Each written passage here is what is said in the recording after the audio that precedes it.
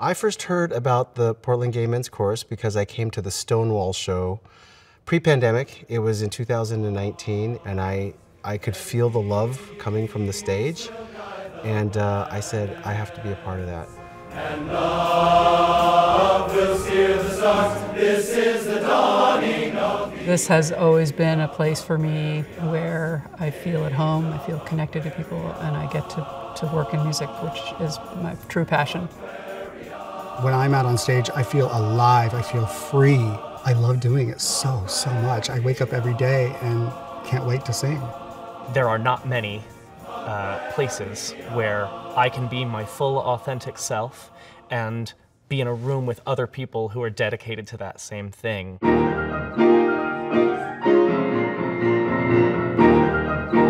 To sing in the Portland Gay Men's Chorus, you don't need to be from Portland, you don't need to be a man, and you don't need to be gay. We do welcome anybody. When we convene together, we always want to make sure that sense of community is strong and that everyone belongs.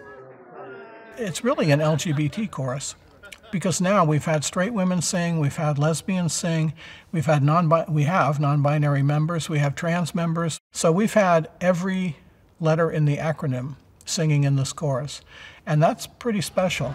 The chorus is my family. They're my chosen family.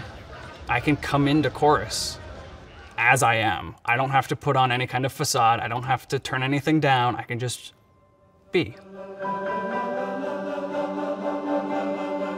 There's something about singing, sharing the air in song like that. It brings people together. The interconnection between people is never more powerful than then. The emotional impact is incredible. Between the singers and the audience. There's something about the story that music tells that, that you can't quite convey with words. It's very empowering when the chorus stands on stage, and it cuts through and touches people at their, I like to say, touches them at their bone marrow.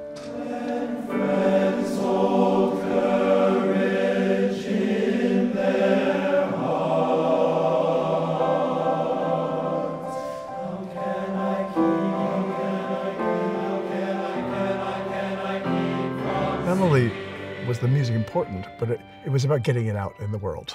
The first year we did, I think, over 15 or 20 outreaches where we went to local organizations, whether it was the Imperial Rose Court or the Blue Boy Competition or the Peace Festival or the Oregon State Legislature. We just went everywhere because we are everywhere, and so it was important that we go everywhere with that musical message.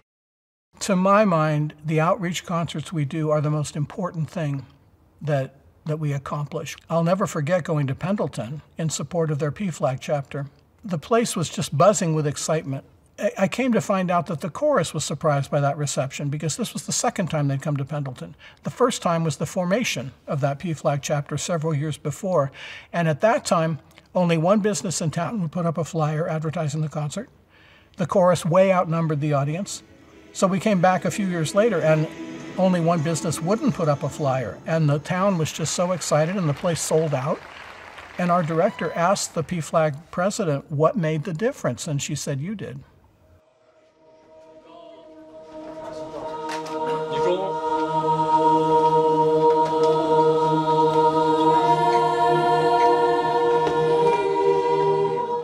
One of the things we do in outreaches is try to go places where there's a need.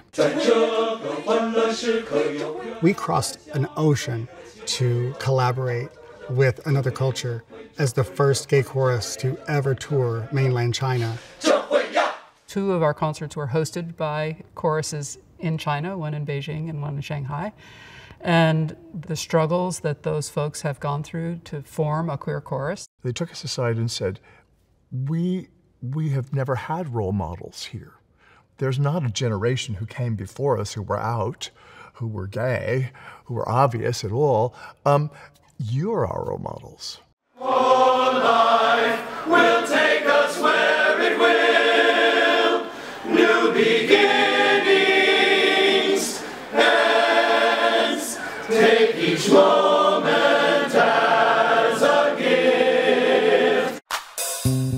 When we were in the throes of the pandemic, obviously we were doing virtual performances. We saw decreases in membership for the chorus and for the dancers.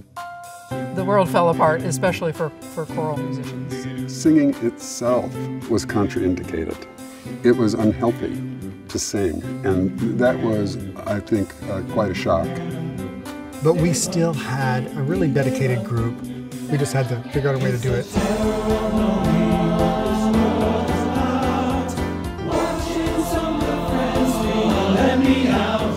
We knew that our music still mattered, especially when people were shuttered in their homes or feeling paranoid to go out or wherever people were mentally. Our music was still very important. It's an example of our resilience, not only as human beings, but specifically as Portland Gay Men's Chorus.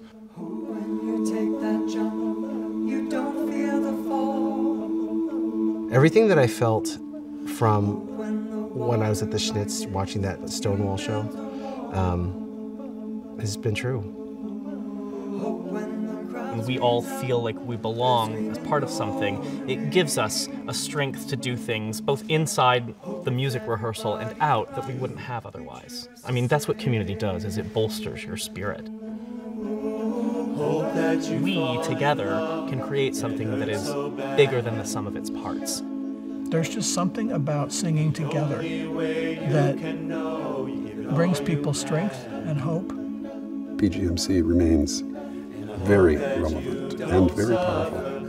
We're still a beacon, and we're still very much needed. Hope when the moment comes, you will say, I did it all.